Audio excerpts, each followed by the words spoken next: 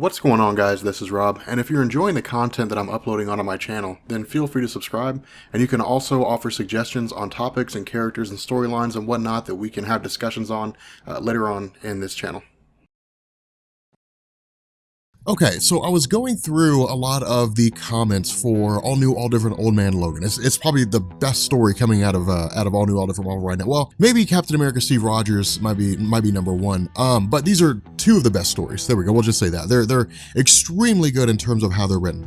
But a lot of you guys had questions in terms of how we got from A to B, right? Like, how did we get from the original Old Man Logan story by Mark Millar to Old Man Logan being in All New, All Different Marvel? How did we get to those 2 points? Okay, we're going to cover that in this story, but keep in mind, all of this comes during the events of Secret Wars and after Hickman's Avengers and New Avengers. Now, for those of you guys that never read any of this, bear with me if you did, but for those of you guys who never read any of that stuff, what had basically happened, the long and short of this, is that Marvel was kind of teasing the idea of a reboot. And so for about 3.5 years or so, Hickman was writing Avengers and New Avengers, and what he did is he basically outlined what were called the incursions, or the collapse of the multiverse. It was basically where each Earth was like an anchor point, so that if the Earths crashed into each other, their universes were destroyed. On the other side of the coin, if the Earths were getting ready to crash into each other and one of the Earths was destroyed, the universes would just pass harmlessly through one another. And so the result was that by the time Hickman's Avengers and New Avengers came to an end, we found out that what had happened was that where the Molecule Man Owen Reese was just previously considered to be a guy who just derived his powers from a cosmic cube, that in reality, every universe had its own version, had the exact same version of the Molecule Man Owen Reese. His origin story across the multiverse with every version of his character was exactly the same. And the reason why was because Owen Reese had basically been created by the Beyonders, these wildly powerful beings second to the one above all that existed way outside of the main multiverse. And what they wanted to do was basically detonate all these versions of Owen Reese like he was a bomb. And it would basically wipe out the multiverse, and they did it just to see what would happen. That was simply their goal, was to just see what would happen. The idea was that once Owen Reese began to figure out what was going on, and once Dr. Doom began to figure out what was going on, the two of them began working together, and in response, they basically went around the multiverse, killing off different versions of Owen Reese. The first Owen Reese they destroyed led to the start of the incursions. And so it was basically learning the cause of the incursions after they had already started. It was kind of a weird mismatch of things. It's one of those things where you just kind of have to go through it to really understand. But in the final days, with the Beyonders realizing their experiment had been ruined, they wanted to continue to destroy the multiverse. And so what they did is they left the Beyondverse, they invaded the multiverse, and they started killing off cosmic entities up until they got to the point where they wiped out the living tribunal. And so all that was left was like the one above all, this indestructible, immutable force in the entirety of the Marvel multiverse. And the result was that Dr. Doom, Doctor Strange, and Owen Reese killed the Beyonders, absorbed their power, or at least Owen Reese was basically a way for Dr. Doom to channel that power, and then Dr. Doom grabbed what was left of the different universes out there and brought them all together in one location called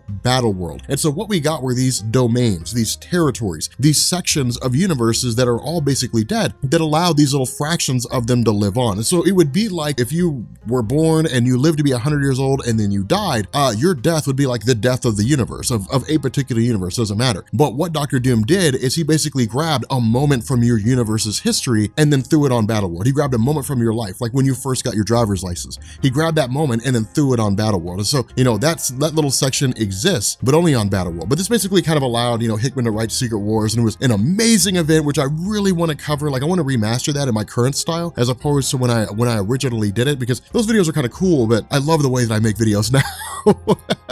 Now that I actually love my channel again. But what this does is this basically just allows Brian Michael Bendis to pick up where Mark Millar left off. Because keep in mind, this is basically the Old Man Logan universe. The cool thing is that no one in this universe knows that they're on Battleworld, or at least it doesn't seem like Logan knows. Instead, he just continues on his path. Remember, at the end of the original Old Man Logan story, Logan had basically killed the Incredible Hulk family. He had led to the destruction, the death of the original Kingpin. He had killed the Red Skull. He essentially upset the power structure of the United States in terms of the villains running the show. And the result was that he just kind of rode off into the sunset. What this shows us is that he continued on this quest to take out various supervillains. The difference here is that Old Man Logan became very Punisher-like in terms of how he functions, in the sense that where Old Man Logan would just go about and take out random guys, he would just take out supervillains usually, or something along those lines. Right now, he's taking out every criminal that he comes across. In particular, there's a handful of guys here who are basically involved in trafficking humans. And the result is that he goes through and just like obliterates them. There's really no grandiose discussion discussion here, except for the fact that Sorrentino's art is amazing. Beautiful, beautiful, beautiful. This was the first thing that grabbed my attention when I got into the story. Bendis came in a close second. Something else that I want you guys to notice here too with regards to the writing. This is a classic example of what we talk about on the weekly poll, where Bendis cares about a story that he's writing. When he cares about a story he's writing, God, it is a sight to behold. Like he's damn good. And this is an example of where he's just amazing at going through and writing all this. But again, you know, going through and killing these guys, he finally gets to the last dude. And this guy's basically wearing the outfit of Daredevil. Keep in mind, that's how things work here. Superheroes as we knew them are gone. Their costumes are still there. Their equipment's still around. They're all basically just, they were all killed, you know, on the night the superheroes fell. And so the result is that these aspects of these heroes still exist. And so the uniform of Daredevil has just been grabbed by somebody and he's just wearing it. And Logan kills him because of it. He's like, you don't even know what this uniform stands for. You don't even know what this uniform means. You know nothing about the man who wore it. And this is cool because this is Bendis basically saying that in his own universe, then in the world that he came from, that while we don't know the intricacies of it, we don't know how it is that Old Man Logan related to Daredevil, what we do know is he had a massive amount of respect for him. And so to simply allow, you know, this guy to wear the uniform is not something that can be tolerated because this man doesn't know what it means. And so because of this, Wolverine basically kills off, or I guess Logan kills off all the people in this town, the leaders in this town, and he goes to the regular citizens and said, you have a chance to start over. You've got a chance to do your own thing. Your job is to go do your own thing. Go do whatever it is that you want to do, but make this place something better than what it was before I got here. Now, at this point, we basically pick up with him discovering the helmet of an Ultron robot. Now, this is where Bendis basically sends the life of Logan into a tailspin. And the reason why is because he's basically going back to his place of refuge, right? I mean, at this point, he's just kind of been traveling from one location to the next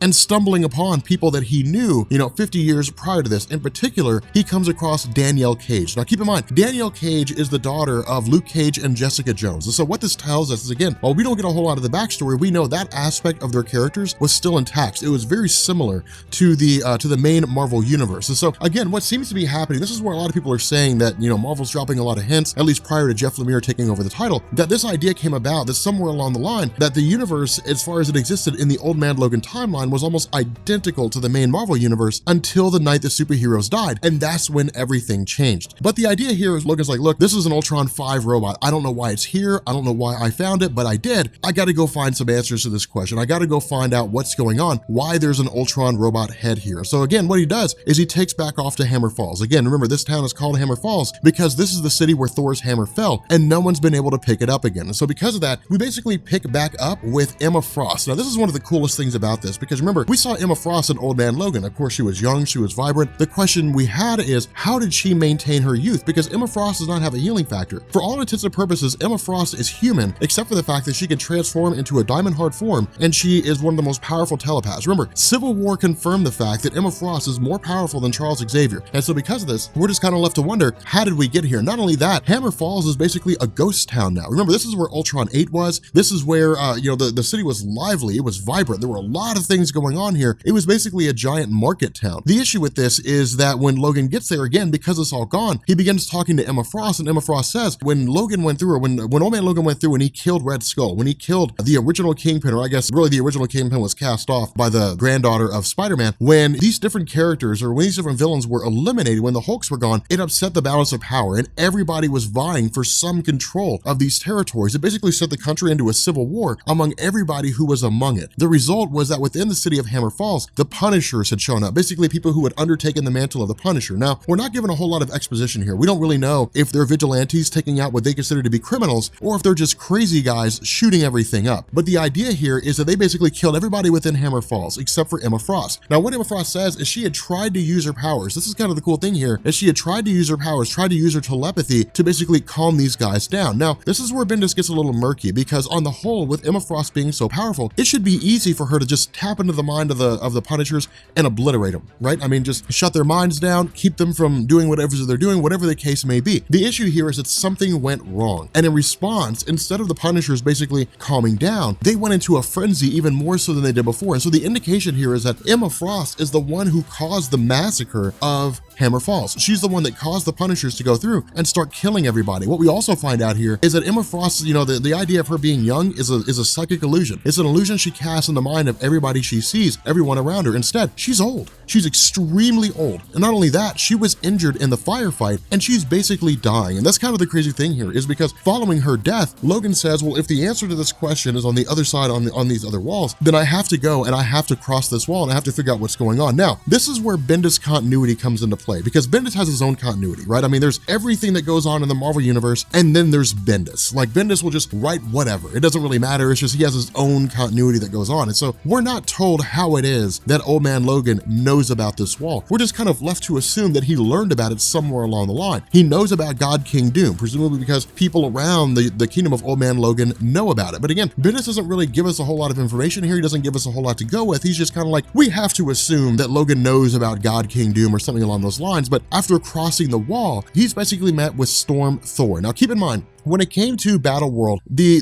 Thor Corps was basically the police force of God King Doom, of Dr. Doom. And what would happen is that individuals from across all these different domains would all travel to the realm of the Thors, and they would attempt to pick up the hammer. If they were successful, they would be inducted into the Thor Corps. If they were not successful, they would be sent back to their domain. But it was an honor to serve among the Thor Corps. It was actually a pretty ingenious way for Hickman to kind of throw that in there to say, hey, look, there's not some great big huge grandiose test. It's, can you lift the hammer? If you're worthy, you're a member of the Thor Corps. If you're not, you just go back to your domain. The funny thing about this, though, is that people are not allowed to cross their domains. Now, we'll talk about why here in a minute, but people are not allowed to cross from one domain to the next. A lot of it's in order to keep order, in order to keep things structured, in order to keep things organized, to keep Battleworld from falling into complete and total chaos. Again, we'll cover that here in a second. But the other half of this is that in the fight with this Storm Thor, Logan's basically knocked over the wall and he's sent into this strange domain, this very, lush jungle place, which this is basically the Savage Land, to be honest. But of course, one of the cool things here, and this is actually one of the best parts of this story, we get this really cool page where Logan is basically like fighting a tiger,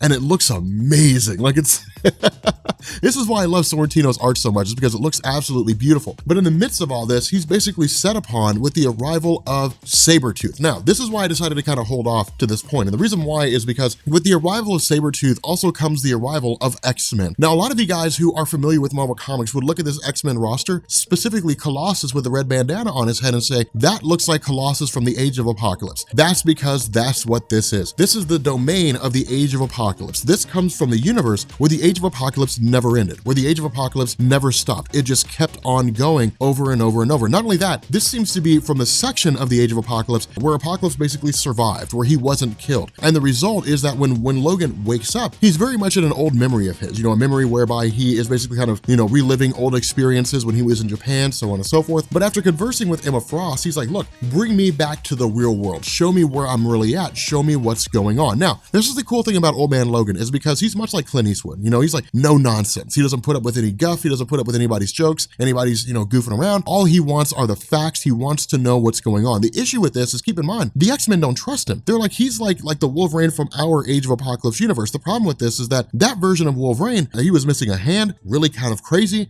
And so their idea is he as dangerous as the Wolverine that we knew? Now, of course, with Emma Frost kind of scrolling through his brain, of course, she knows that he's not really as dangerous as they believe he is. The issue is that in the middle of this conversation, the entire group is set upon by, again, the return of Sabretooth. The Sabretooth basically saying, hey, look, I'm glad you guys brought me here. I've been tracing this guy the entire time. Now, what we learn is that in this Age of Apocalypse timeline, which, by the way, can we just admit that Sorrentino's drawing of Apocalypse is insanely good? My God, it looks unbelievable. But in this Age of Apocalypse timeline, the reason why people are not allowed to cross their domains is because during the early days of Battleworld, when it was first formed by God King Doom, it was basically the survival of the fittest. It was only the strongest make it there. The issue here is that ultimately it would have left the entire place in disarray. And so along the line, Doom said, okay, we need order, we need structure. We're going to organize things. We're going to organize people and place them in their domains, and they're not going to be allowed to leave. One of the major reasons why this was done was because when Apocalypse first arrived on Battleworld, when he was first brought there by Dr. Doom, he immediately started going around and conquering other people's territories. And we would expect that, right? I mean, it's Apocalypse, one of the most powerful beings in existence.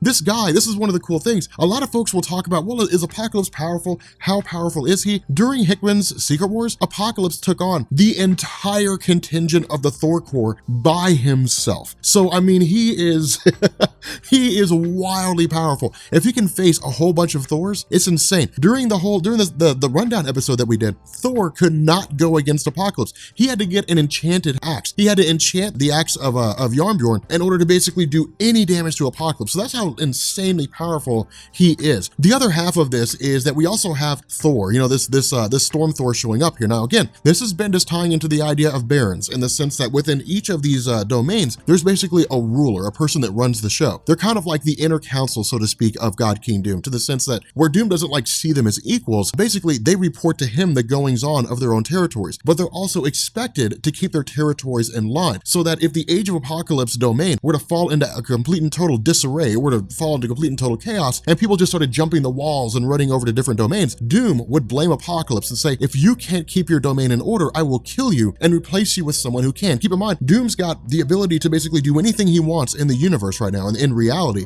he's wildly powerful. He could just phase Apocalypse out of existence if he wanted to. And so because of this, Logan basically just kind of takes off. He really just leaves these X-Men to their own fate and basically bails out. In the midst of all this, he's continuing to be chased after this version of Thor. The two of them fight again, and the result is that he's thrown into the territory of Technopolis. Now, this is the territory of Secret Wars of Battleworld, where basically everybody has Iron Man armors. And it was actually a really, really cool story. I really liked it for what it was. The art was a little strange, but I loved it for what it was. Basically, Technopolis was a universe where it comes from a universe where Howard Stark, the father of Tony Stark, had basically been the one to engineer the whole Iron Man concept. The issue here is that Howard Stark had actually engineered a virus that forced people to wear the suits, but the virus was only supposed to be small. It was only supposed to be contained. The problem was that the virus spread across the world to the point that it basically pushed humanity to the brink of extinction. And in response to this, people just started donning the Iron Man armor. They started buying them for the purpose of having to stay alive. Now, this was like the dark secret, right? Like no one knew that Howard Stark was behind this, and the whole role of Iron Man or of Tony Stark in Technopolis was to keep the family's dark history secret. It was to make sure no one knew that his family was the reason why their universe turned out to be the way it was. The other half of this is that in the realm of Technopolis, there were no X-Men. None of that stuff was there. And in fact, when Wolverine starts talking to Tony Stark, when he starts talking to James Rhodes, a member of the Thor Corps, you guys have no idea who I am. And they're like, nope. Like, you've never heard of Wolverine, you never heard of Old Man Logan. They're like, nope, you've never heard of the X-Men or anything like that. And their response is, dude, we've never heard of you. Like, we don't know who you are. And so in response, Logan basically lashes out and tries to take out James Rhodes. Keep in mind, Logan's just trying to complete his mission. He's trying to understand what's going on with regards to Ultron's Battleworld, so on and so forth. In response to this, because of the fact that he attacked a member of the Thor Corps, a sentence that's punishable by death, the Thor Corps doesn't kill people outright. Instead, what they do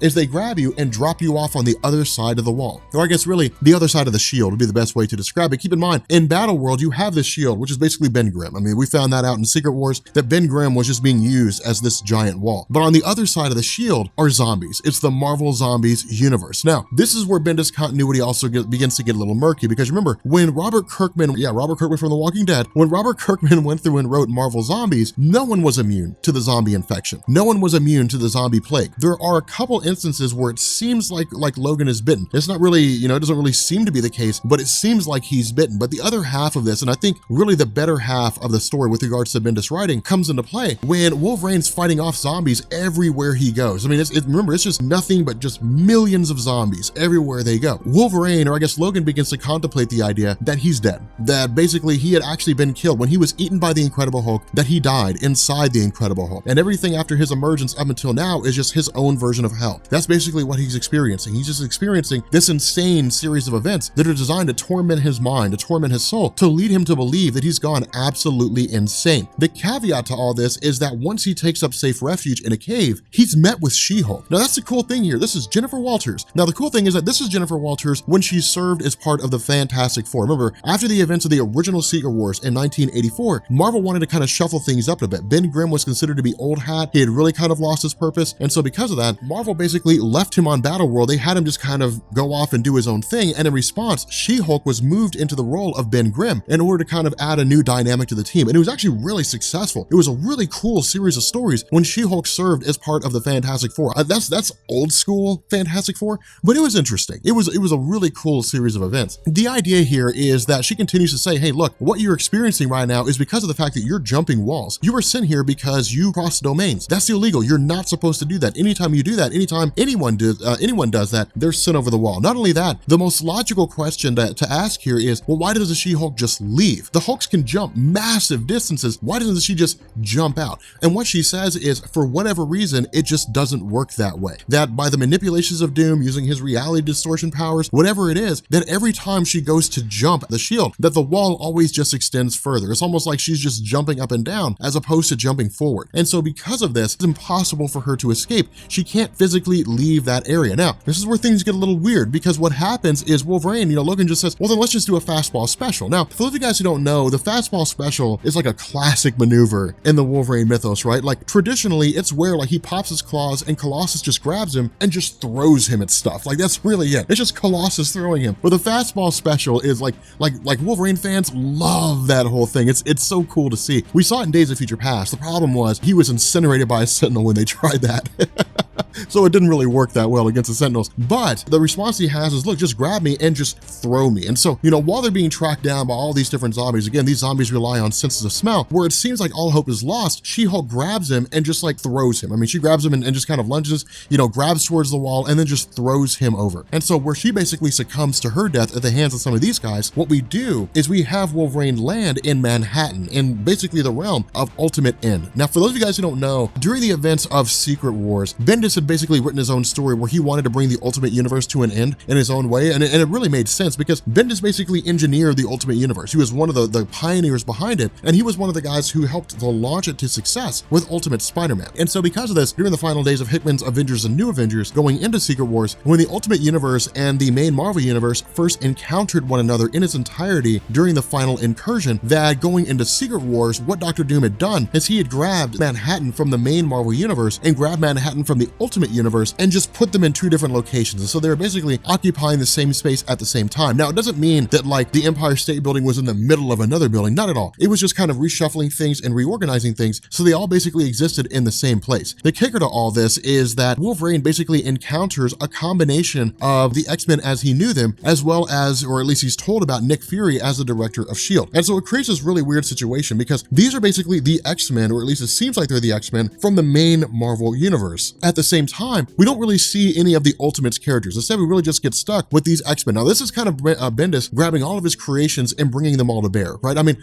during the whole run of All New X-Men, before All New All Different Marvel, just the All New X-Men Marvel Now story, that was Brian Michael Bendis grabbing a younger version of the X-Men and bringing them to the current Marvel Universe, to the modern day. The whole basis behind that story was to show the original Cyclops how far he's fallen, that he's basically just like Magneto. The issue is that it didn't work, and we just got these two X-Men teams at the same time, which is actually kind of cool to see their different stories. But that's what this is. This is a combination of the traditional X-Men that you guys know, that you guys all know and love, and All New X-Men, the younger group of heroes who have all been brought here. The kicker is that they're all just like, we don't really know if we can trust this guy. Logan doesn't know if he can trust them. Not only that, he doesn't want to trust a hope. He doesn't want to believe that this can all be perfect and then find out that it's all in shambles, that it's all an illusion by somebody like Mastermind, Jason Wingard, something along those lines. And so what they do is they say, hey, look, fine. If you're not going to trust us implicitly, if we can't trust you implicitly, with Emma Frost, with Rachel Summers, with Jean Grey reading his mind, they're just like, we'll grant you a moment of reprieve. And what they do is they introduce him to basically what would become his son, what is the son of Old Man Logan. Now, this is kind of the crazy thing here, because this looks like it's the son of Wolverine from the Ultimate Universe. The idea here is that it's basically just showing Old Man Logan, his line lives on. Not in the sense that he just becomes a bad guy or anything,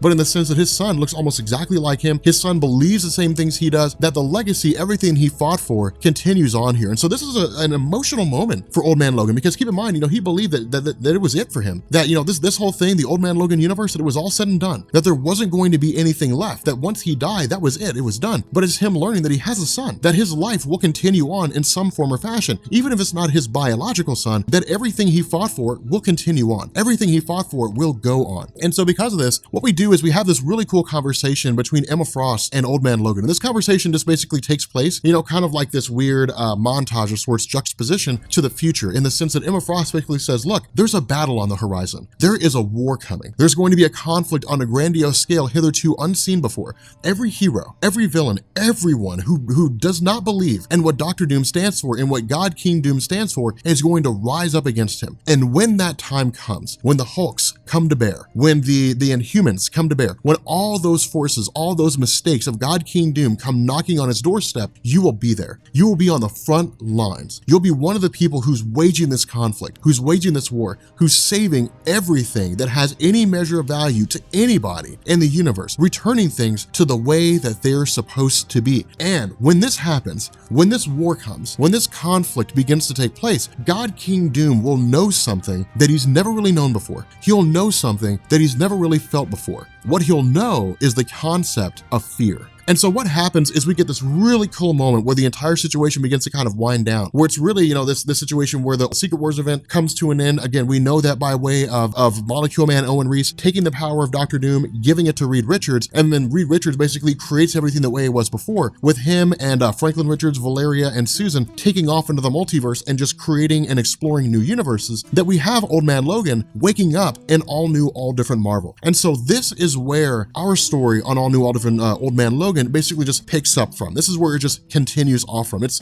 a seamless transition into the next video. But with that being said, guys, we're gonna bring this video to an end. I really hope you guys are enjoying this. This is some solid stuff. I really love what's going on with all new, all different Marvel, and I love Old Man Logan. He's one of the best characters to come out of Marvel in quite some time. But if you're new here to Comics Explained, make sure you guys hit the sub button to become part of the Rob Corps. If you guys enjoyed this video, make sure you drop a like, and yeah, I will catch you all later.